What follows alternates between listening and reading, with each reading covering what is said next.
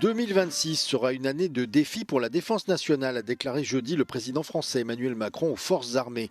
La guerre menée par la Russie en Ukraine se poursuit, les tensions s'aggravent sur fond de violentes manifestations en Iran et une nouvelle source d'inquiétude s'est ajoutée avec l'intérêt affiché par le président américain Donald Trump pour le rachat du Groenland, territoire autonome du Royaume du Danemark.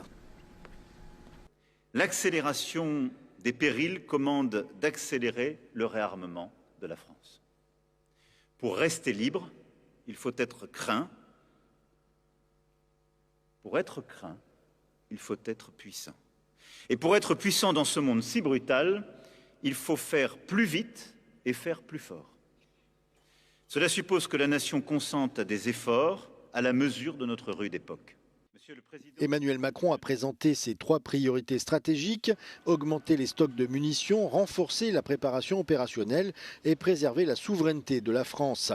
Tout cela a un coût. Le président français a confirmé son intention d'augmenter considérablement le financement militaire, appelant à une hausse de 36 milliards d'euros pour la période 2026-2030. Emmanuel Macron a également annoncé que la France renforcerait sa présence militaire au Groenland. Une quinzaine de soldats français sont déjà déployés dans la capitale Nuuk pour des exercices et le contingent devrait être renforcé dans les prochains jours par des moyens terrestres, aériens et navals.